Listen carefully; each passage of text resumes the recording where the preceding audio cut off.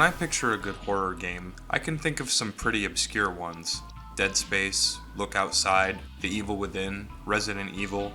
Granted, I know these titles are very mainstream and popular, but there are some other fantastic games made in the horror genre that I fear might be lost to time, or left in the undiscovered gem category. Obviously, you can't play every single game known to man. That would be a crazier task than trying to find all the different ways you can sit on a toilet. However, sometimes I discover a game that has a really twisted narrative, and doesn't need to introduce many mechanics for its plot and disturbing vision to work effectively. The greatest kinds of horror games are the ones that mess with your mind as the player, and con you into certain decisions that you'll have to live with until the game is over. Sometimes this effect lasts long after you've already beaten a good horror game. Look Outside, for example, is one of my favorites, and I still find myself looking back on it. And though my editorial didn't cover everything in detail and may have contained a couple of mistakes here and there, I was still very ecstatic to play and beat the game, unlocking the best ending I could've. It deserved to win the Horror Game of the Year award. There's countless other examples that I've tackled and will continue to beat into submission as long as my interest in gaming doesn't deteriorate, mainly because today's game takes place in the fictional workplace program known as Home Safety Hotline, a public telephone service that offers solutions to any concerned homeowners that may be experiencing everyday hazards within our world, and it's up to you to listen to what they need, read the entries provided to you by the company, and send them the proper information package in order to deal with their crises. I've never done telecom work before, but I will say that HSH offers tons of voice acting with many lines of dialogue and mixed talents that bring a really convincing aura to the experience. You really feel like you're working for a corporate, empty, out-of-touch company that wants nothing but to profit off of its workers and brainwash them into thinking they're going somewhere in life. In the meantime, we have to bear the brunt of these weirdo strangers that rely on us to help them in their time of need. The closest thing I can compare Home Safety Hotline to would be the very famous Mandela Catalog video series, which sparked the whole analog horror craze that seemed to fester on YouTube and TikTok alike, with very shoddy concepts and spin-offs. However, unlike those, Home Safety Hotline develops its own universe and terrifying lore without relying on recycled concepts or jump scares. Unlike the Mandela Catalog, you are in complete control of the situation here, at least when it comes to your job. Before we get into the meat and potatoes of this fascinating and tragic tale, please allow me to preface the video you're currently watching with a brief introduction. I'm going to be talking about a lot of different things, because these kinds of horror games are stacked to the brim with interesting lore that would fill up a local fucking library if they were ever made in that style. Forgive me if there are any mistakes, or if I seem to jump around at times. As usual with all the fantastic horror games out there, there's going to be a shit ton of yapping, so start strapping, and get ready to recognize one of the greatest horror games ever made. Every time you boot up the game, you are placed at the simulated desktop for the Home Safety Hotline company, which acts as your main hub. It's a seemingly normal setup for any typical OS, but I really enjoyed the 90s aesthetic and color schemes. It really feels like I'm working at a job from way back in the day. The game takes place on April 24th, 1996. At the main screen, you have the option of checking your email, viewing training and preparation videos that are sent to you, and accessing the game's settings, as well as the credits. As I said, this is very much in tune with what I'd picture a telecom job from the 90s looking like. Your supervisor is a woman named Carol, who calls you regularly to give you updates to both your performance and progress. Although Carol is very friendly, she's still a corporate employee who abides strictly by company policies, and warns the player that if they give out inaccurate information to callers, you run the risk of being fired from your job. This is why it's so important to read the entries and memorize their calling cards in order to determine what ailment the homeowner is currently suffering from. If you fail to do this, the customers will sometimes call you back with an angry message about your incompetence. Gotta love customer fucking service. The game takes place over the course of a full work week, starting from Monday morning and ending after the following Sunday's shift. In a span of just 7 days, the player discovers a morbid reality where things are more twisted than you think.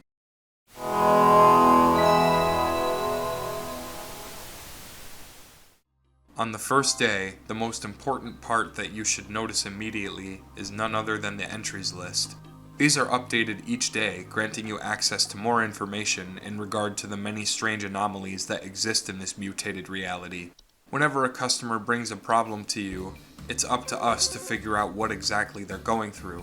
Many of the entries have audio samples associated with them, but not all. An example would be how there's an audio file for carpenter ants, but there's no audio file for raccoons.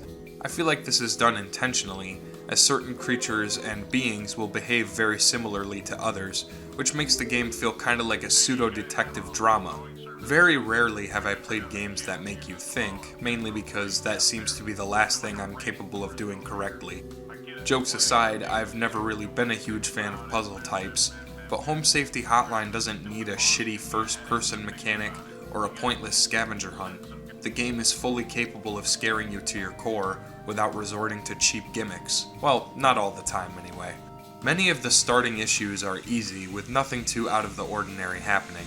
The customers do a valid job of acting impatient and sometimes intolerable, much like a real 90s call center. The developer stated that he was heavily inspired by classic operating systems like Windows 95, and I would like to think he nailed that aesthetic here. The main desktop is also where you go if you're looking to play the Seasonal Worker DLC, but hold on there, Jethro! We still need to glide across the surface of these dark waves before we can plug our noses and dive beneath. With some of the most satisfying sound effects and design in a classic game, Monday morning begins. Your first call is from your boss, whom I mentioned earlier. Carol informs you of the game's base instructions, and then you're left to deal with everything on your own. You don't have too much time to study the entries before a legitimate customer gives you a ring. John here claims that his wife wanted him to call to report some kind of unrecognizable dirt in the kitchen. He uses a keyword simply by mentioning coffee. We can deduce what we need from the possible entries just off of that description alone. Thankfully, as long as you have the customer placed on hold, you can take an infinite amount of time to read the entries. I found myself squinting on every word, because I know I'm not the brightest crayon in the fucking box, and these puzzle games trick me often. You really need to pay attention to the phone calls. If you're doing a shitty job, which is exactly what I did on my first day, Carol will come out of nowhere to warn you that you don't have many chances left. Customer satisfaction is the main priority to these assholes. There's a prank caller that pops up incessantly, mocking you and wasting your time. Sigmund here, just calling to inform you that your refrigerator's been running wild over here for the past 45 to 90 minutes. Been running wild. Better head on over and catch it, big fella. I always thought the pictures were a little creepy, even though it's pretty obvious that it's supposed to be a joke. I'd like to think if I worked in this business, I'd have more of an issue with prank calls than people would let on, so yeah, this is kinda realistic. Somehow, I made it through Monday with only 25% accuracy. What the fuck? Was I asleep the whole time? I guess it's true. This game is gonna test you, and if you're not putting in 100%, you're screwed. The game must have felt bad for me because they let me move on to the next day.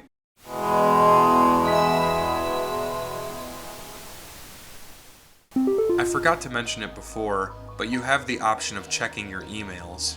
Aside from the standard corporate ones, there's a new address listed in the Recipients tab, labeled Mike03.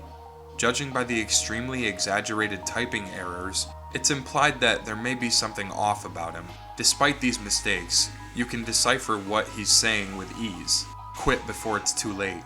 You don't know me, but I used to have your job. You are in danger. Quit today before it's too late. You don't know enough.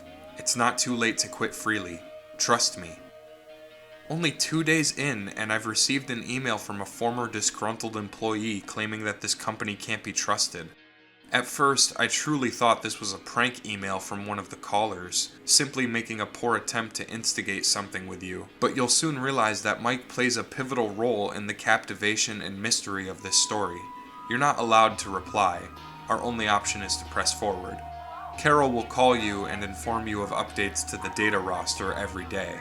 It's overwhelming to worry about studying these creatures, let alone learning about their insanely interesting and disturbing lore, while also paying attention to the phone calls. Some of the new ones that catch your eye right off rip include the Hobbs. Common hobs are the most common species of hob found in the household. They're small humanoid creatures with gray burlap-like skin and small vertical tufts of hair on their head. They are infamous for consuming dust, dirt, and common sticky substances found on floors and dishes, cleaning them in the process. They generally only come out at night. That's horrifying. I can't imagine having to explain to my wife that a tiny little slender goblin thing broke into our fucking house and started sucking my dishes clean. What's worse is, this one comes with an audio sample.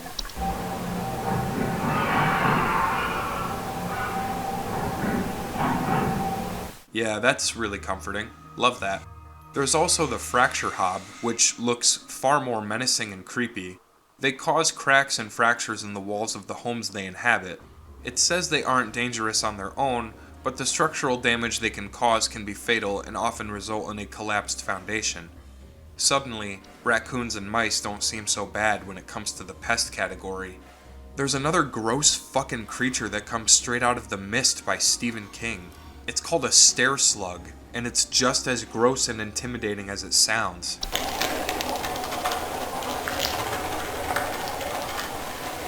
God, it's fucking disgusting. Reading their file will give you certain details like their size and slimy residue, which could be important if someone calls for that specific matter. The different versions of hob make them easily the most identifiable. Although they might seem cute, it states that they are capable of metamorphosing into something ugly if given the chance to do so. The pipe hob hides in your bathroom faucet, and the desk hob organizes your shit for you. Well, that's kinda cool, I guess. At the end of the shift, you receive 2 more emails, one from corporate. It informs you of an ongoing error where the network is temporarily disconnected from the information panel. This is an obstacle that occurs at random in the game, freezing your screen and turning all of the entry items into 404 headache puppy tabs. I may have mentioned this earlier, which is why I'll remind you further, study these entries. You're not able to read them while the network is down. The other email is from Mike. He says, "It's too late for you now. They gave you access to more info, didn't they? I warned you. If you end up like me, join me in this hole. They haven't found me yet. It's safe in here." Below is a photograph taken by some unknown camera, revealing an office room with a window view. In the bottom right, the player can see a hole in the wall, small enough to fit a rodent. This is just one of many obscure messages and warnings from Mike, but the first time I played this part, I had chills run down my spine. What the hell is he talking about? The picture alone makes me believe that Mike was an employee, but where is he? There's one more thing here. An instructional recording from a television broadcast that showcased a bunch of realty properties in the area.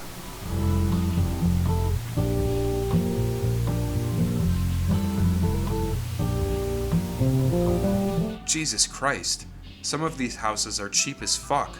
What a perfect world to live in, right? The broadcast is interrupted by a national emergency warning. Or, I don't know, maybe it's like a statewide emergency thing, kind of like an Amber Alert.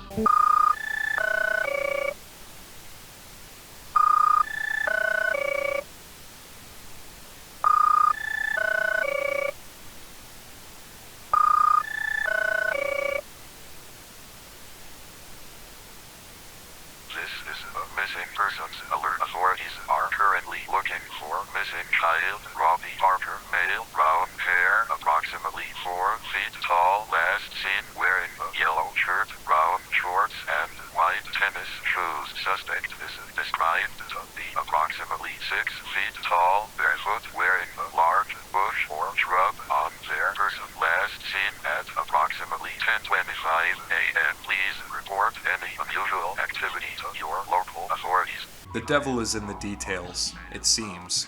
A kidnapping in this small town neighborhood is horrifying enough, but what kind of fucked up description is that? A 6 foot tall, barefoot person wearing a bush or shrub? An awfully vague image to put in the player's mind, but effectively trippy. So, I guess let's press forward.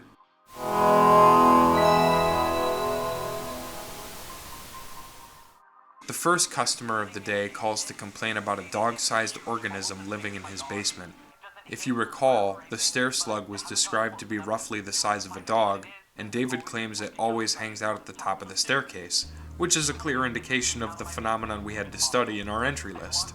Remember, take advantage of that infinite hold time, because it's the best way to learn more about the harmful world we're currently working in. Taking a peek at the newest additions to our roster, the first thing that caught my eye was a creature known as a boggart. Hobs transform into these things after a certain amount of time, but unlike hobs, boggarts are known for causing household accidents such as flooding, fires, or electric outages.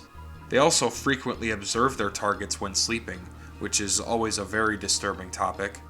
It's said that boggarts will violently attack any human if they are seen by one, but these incidents are rare due to their ability to remain so well hidden.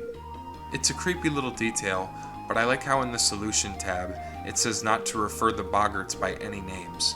That makes me think that, before they were well researched, someone might have gotten a little too comfortable having a boggart in their residence, maybe even giving it a pet-like nickname, which resulted in an untimely fate. This of course is just a theory, obviously. The audio log is pretty spooky. It sounds like someone tried sneaking up to a boggart, only to be attacked near the end.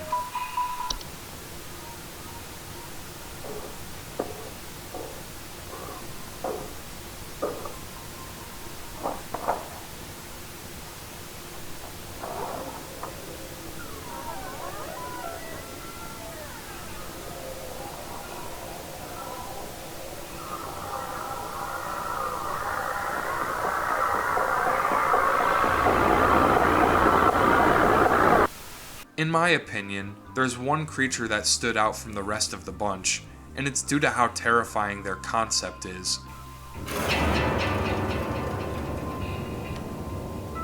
The false rose bush is yet another example of nature going wildly wrong and evolving into an abomination that shouldn't even have the right to tread this earth. They are large plant-like creatures that take on the appearance of a red rose bush. Instead of roots, they have two humanoid feet that they use to chase down prey. Homeowners will often report missing pets or children. For an organism that's designed in a very pretty way, it sure knows how to be an effective and fast hunter. Disguising itself as a bush, this fucking thing just consumes whatever is unlucky enough to cross its path. Listen to the noises these fuckers make, as if looking at them isn't enough to keep you up at night.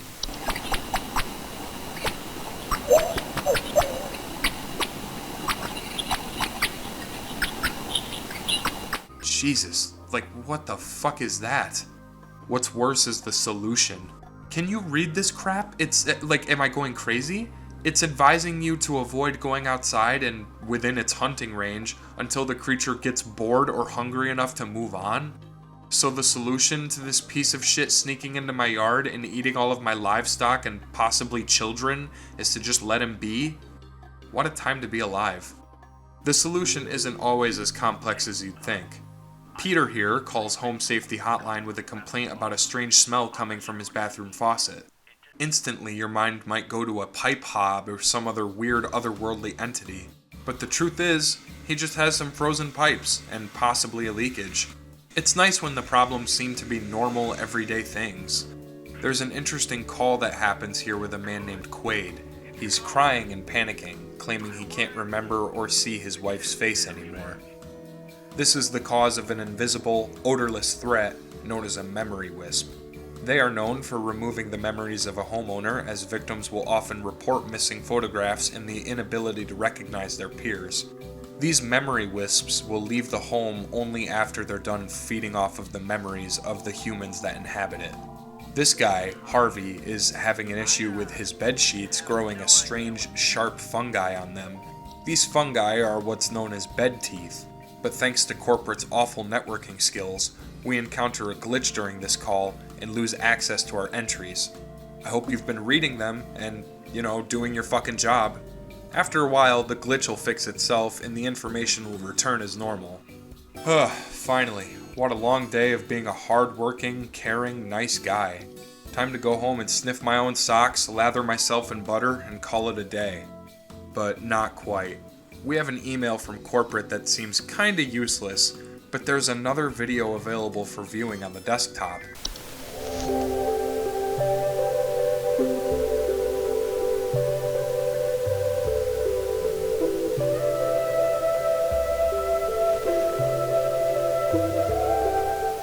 The Science Mysteries tape is a weird tutorial-like introduction to mice, comparing them to humans, downright claiming they evolved alongside us. A newly discovered species of this animal is known as a smart mouse, an advanced species in the food chain that is capable of long-term communication, which can be translated by a number of complex human inventions. The smart mouse can easily be identified by their bright blue irises. Scientists can supposedly interpret what these animals are saying due to their intelligence level. That's really disturbing, but trust me, this video is important.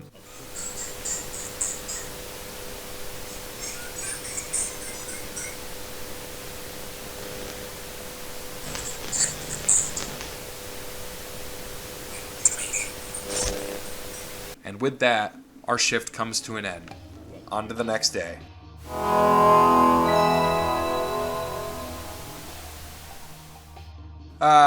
The worst day of the week, Thursday.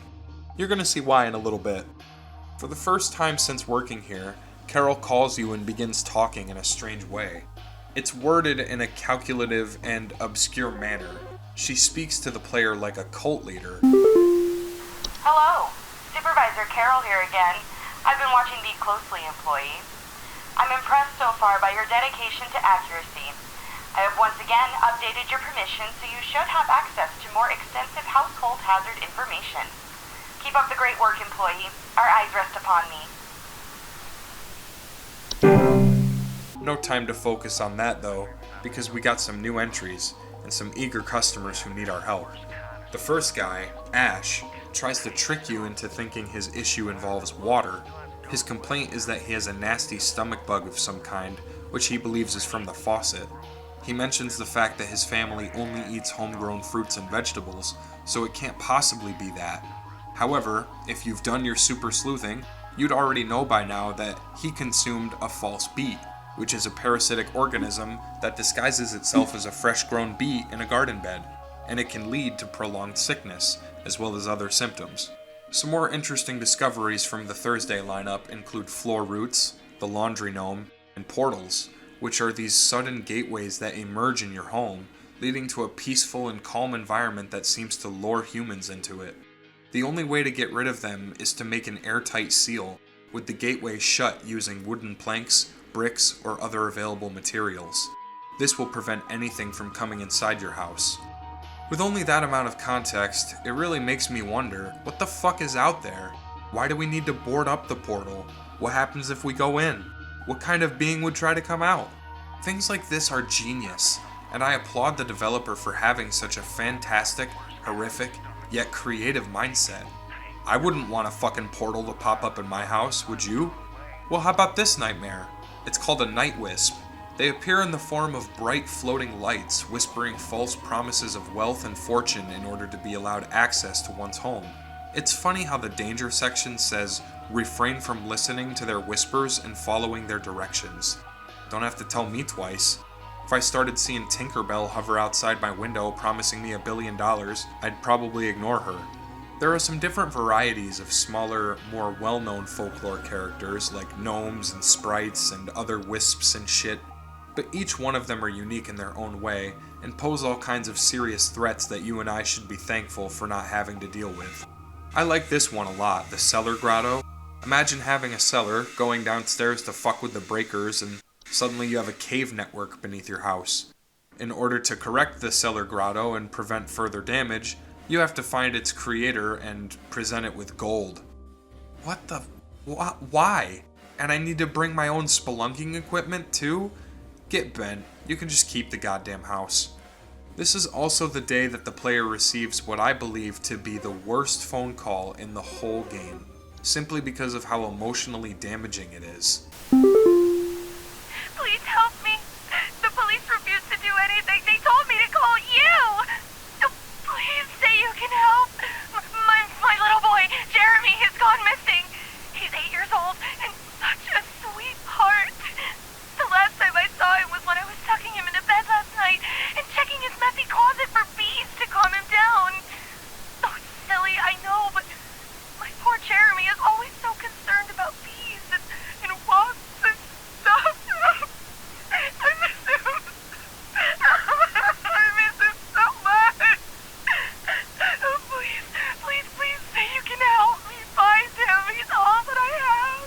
May is a worried mother who tried calling the police in search of her missing 8-year-old boy named Jeremy. Jeremy's walking clear today. Out of all of the entries, one in particular stands out with the clues in this call. The false rosebush is labeled as a skilled hunter and emits an entrancing, ugly sound that pierces your ears and makes your hair stiffen. They are known to feed off of small mammals and children. Many homeowners will report missing kids when it comes to these things, and so I selected this information package in hopes it would help her out. After a few minor, unimportant situations, May gives the player one last call. Oh, God!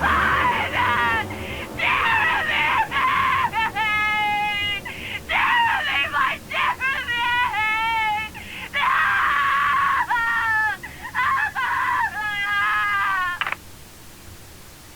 Oh man.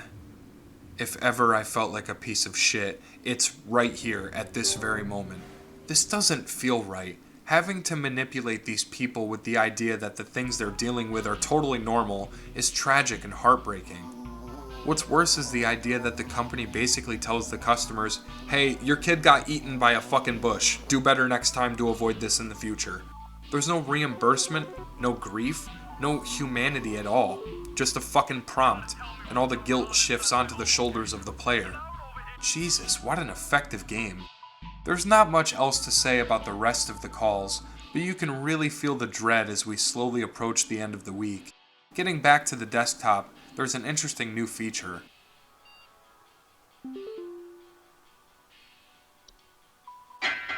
Whoa, who the fuck is that? That wasn't always there. There's another email from Mike, too. This time he's desperate and seems to be hunted by an unknown stalker. His words are captioned. Do not come to the hole. The hole is breached. I repeat, the hole is breached. It is not safe here. I must find a new spot. It knows I'm here. In the photograph, you can very clearly see the outline of a smart mouse, indicated by the same blue-colored iris from the Science Mysteries videotape. It would appear as though the mouse is staring directly into the hole, as opposed to coming out of it. I may be wrong with this take, but I'd like to believe that this is a picture of Mike. Now, you're gonna call me crazy, but let's really do some mental stretches for a moment, and take in all that we know so far. From the Science Mysteries tape, we now know that an entirely different species of mouse exists, one that is capable of outsmarting the others both communicatively and mentally. Mike said he used to be an employee for Home Safety Hotline. For some odd reason, he can never type a legible sentence with proper spelling or grammar. However, we are still able to translate what is being said to us because of Mike's mentality. This led me to believe that Mike was somehow forced into becoming a smart mouse, possibly for trying to expose the secrets of the company and prevent further damage to other innocent lives, like Employee 36, the player. The game has a reoccurring theme with mice and how they are beneath many of the food chain creatures we know in society. The company does not shy away from their hatred towards mice, as even the entry description labels them as pathetic beings that aren't worthy of life. One could make the argument that this is how every major corporate boss sees its employees. Nothing more than a bunch of smart mice, desperate to be accepted and treated fairly. It takes a certain amount of genius to come up with something this creative, but they're doing it as I speak.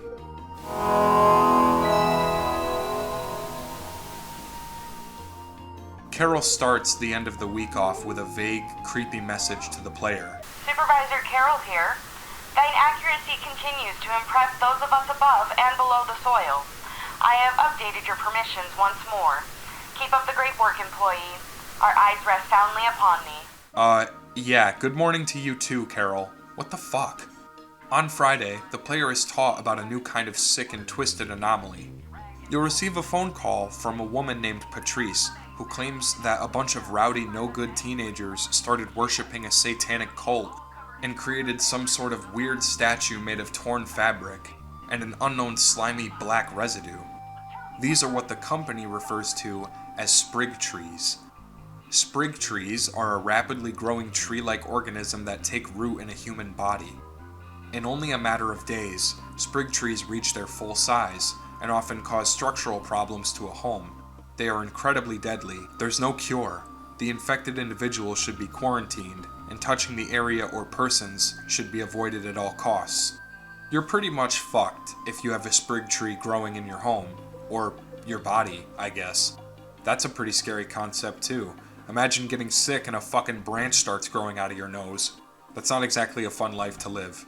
One entry that I liked here were the Dreamweavers. These massive spider creatures are capable of weaving dreams into reality, whatever the hell that means. Any sleeping human nearby will have webs appear in their dreams, as the Dreamweavers feed off of them in order to survive. It doesn't kill humans, but it can lead to increased anxiety over time. False flowers were kinda cool too. I like how they sing to try and lure humans in with their creepy voice and stoic stature.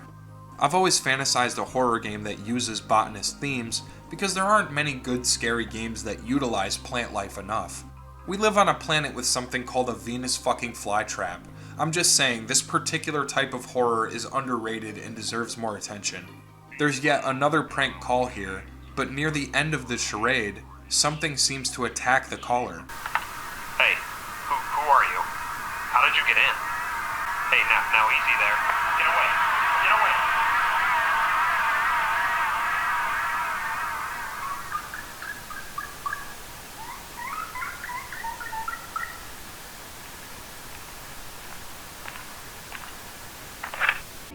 Did you hear that?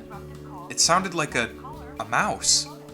Shortly afterward, Carol calls you and informs you that the prank calls you've been experiencing throughout the week are no longer an issue.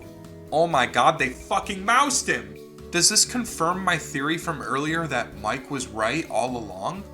There aren't many interesting calls during the rest of the day, and I feel as though I'd be a pretty lousy content creator by showing you every single minute detail there is to show. I love all of the entries, and the creatures are very interesting, but I have to urge you to play through the game yourself if you want to read some more information regarding the other threats of this fictional world.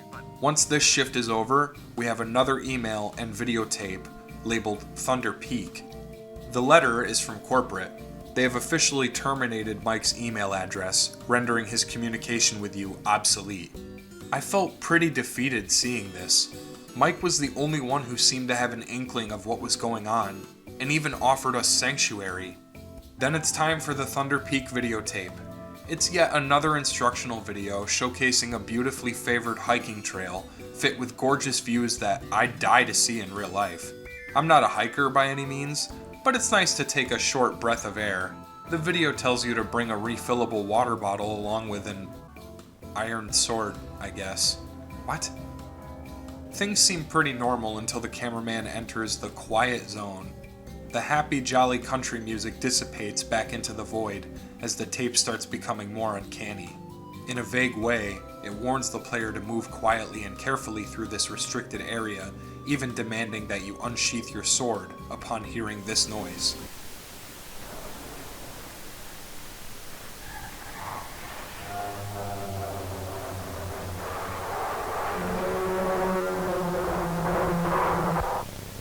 I'm probably wrong, but I think this footage was to demonstrate what a cellar grotto could turn into.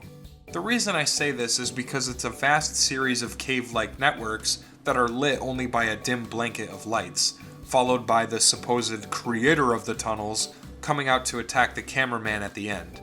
However, it probably can't be footage of a cellar grotto because it takes place within an outdoors hiking trail and not within someone's home. That's the beauty of this masterpiece, though. It really keeps you thinking and makes you want to interact with these strange anomalies out of morbid curiosity. I like that they don't reveal too much, as this leans into the player's imagination further, and nothing is scarier than that. On the desktop, there is now a clearly visible woman standing obtusely in the secluded field of grass, seemingly staring right at the player. This confirms that we are being monitored at all times by something far out of our control.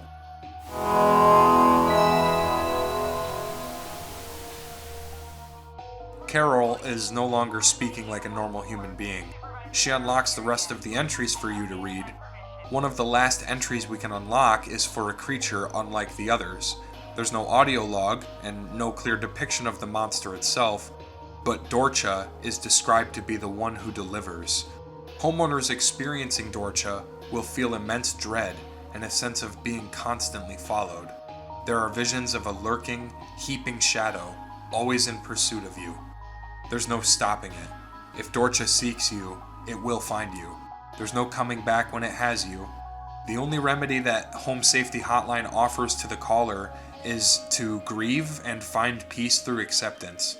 Which in a word means, you're fucked! What kind of place is this? People are being turned into fucking mice, there are inanimate objects that are actually living creatures in disguise, and now a Grim Reaper that basically collects you and takes you away, like a fairy tale. When your shift is over, the desktop changes yet again. The woman disappears and is now replaced with a massive gaping hole. There aren't any noticeable things that stand out on Saturday, aside from some interesting Skinwalker-like characters that I didn't want to spoil for the rest of you. This game is jam-packed with tons of mysterious phenomena, and I really think you need to play it yourself. With that being said, we're on the last day of the week, and therefore, the last level of the game.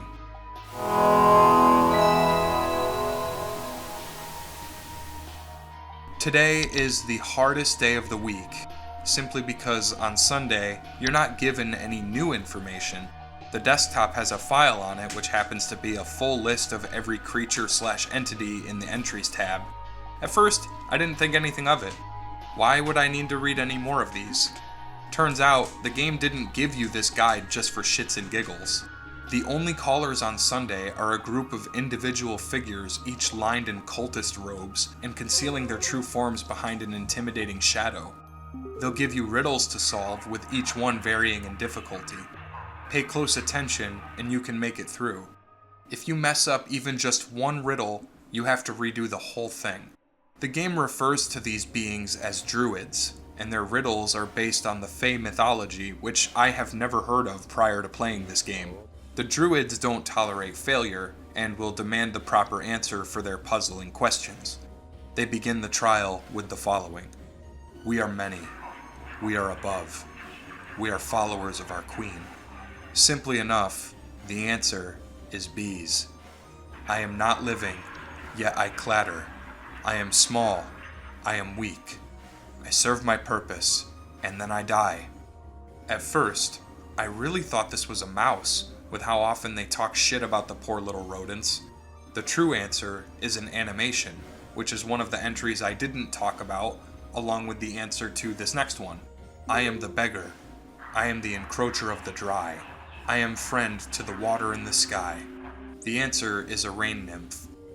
I am the harbinger of death. I am the bringer of pestilence. I am forever the nuisance. A common housefly is the correct answer for this one.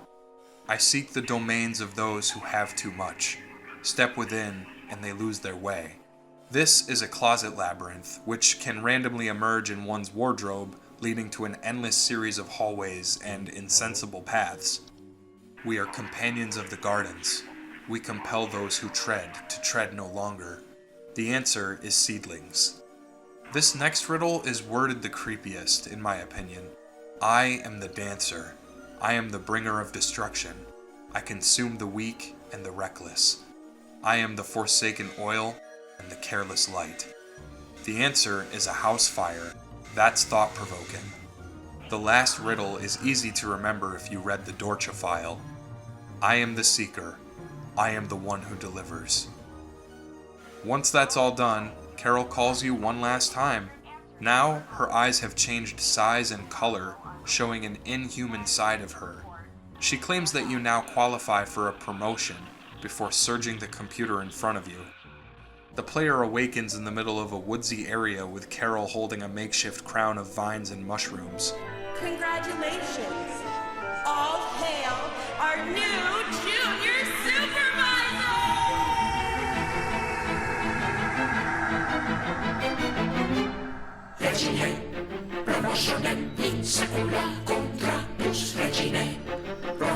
Wow.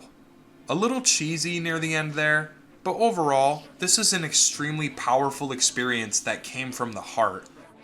There are a lot of interesting topics regarding this universe that I'd like to talk about, but before I get to that, I wanted to devote a special section of this video to the art book that the player unlocks upon completing the main game. Nick Lives, or Lives, the developer, included a bonus feature for the players to dive into, which helps open up the mind of the mad genius that crafted this little experiment for us. Normally, I don't read into these kinds of things for my reviews, but this game is just so worth it, and it's obvious that there was so much heart and soul poured into it that I feel like it would be wrong to avoid discussing the dream behind the vision. In this section, Nick says he grew up loving the idea of mythical, make-believe creatures and beings that all served individual purposes in their respective ways. Ever since developing games, he wanted to make one about discovering different creatures, almost like a bestiary. In fact, his first game was titled exactly that.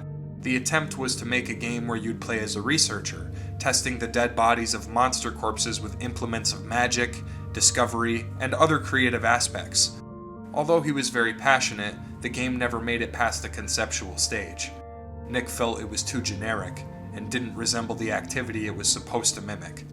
Some time passed, and Nick, accompanied by his wife, were hired as actors for a local fantasy theme park known as Evermore Park, which is located in Pleasant Grove, Utah. The whole point of Evermore Park was to introduce the public to a fantasy storyline fit with actors who portrayed their respective characters. The upstate New York equivalent to this would probably be Reaper's Revenge, which is actually located in Pennsylvania, but lots of kids in my hometown talked about Reaper's Revenge, and having been there myself, I can confirm it was a pretty good time. I can relate to what Nick says when he talks about having improvisational freedom amongst its actors, which is something I wish I were good at. During the COVID pandemic, Nick started conceptualizing another game. This time, it was called 1-800-Bestiary. Ah, see, we're getting closer. It was a game where you'd have to answer calls and prescribe solutions to various kinds of monster infestations.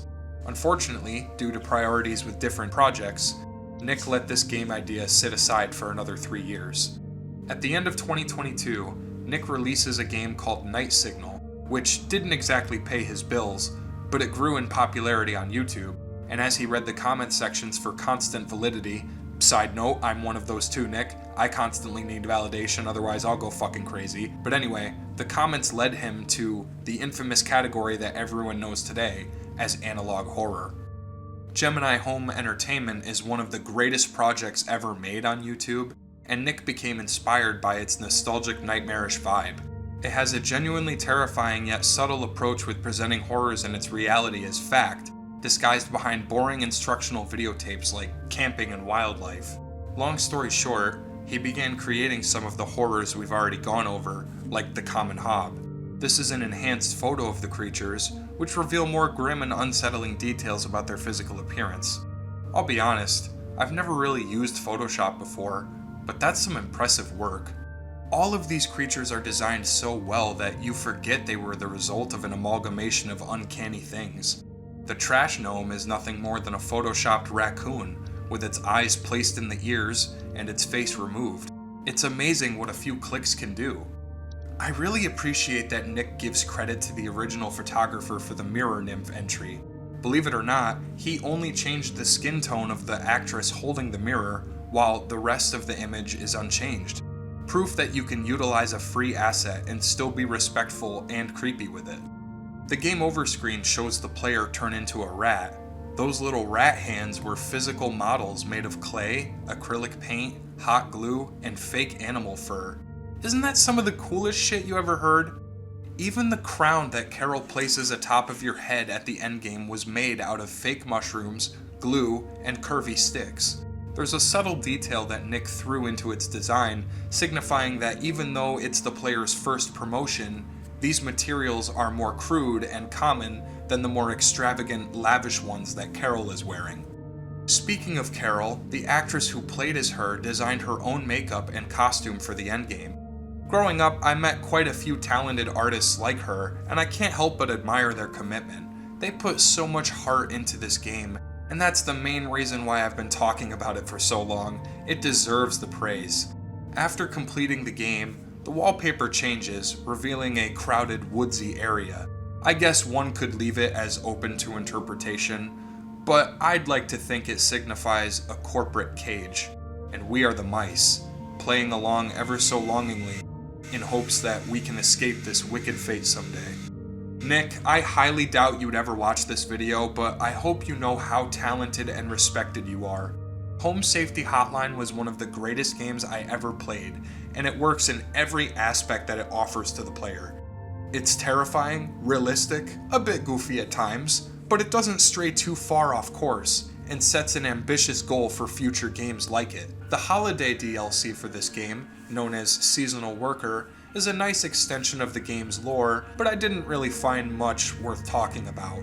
This time there's a cheer bar at the top of the screen that the player must ensure stays above 0% at all costs. If you fail, a cosmic event known as the Twilight will engulf all of humanity by feeding off of their fear and madness. If you succeed, you pretty much just get a pat on the back and a congratulations. Still, the overall game is fantastic and deserves to be idolized on my channel. I really hope the dev team continues to prosper in life, fulfilling their goals and releasing epic projects in the future that are similar to Home Safety Hotline, but with creepier twists and darker stories. This is one for the books. I'm really happy I was able to talk about it today, and I genuinely appreciate you for making it to this point. Thanks so much for watching, guys, and I will see you next time.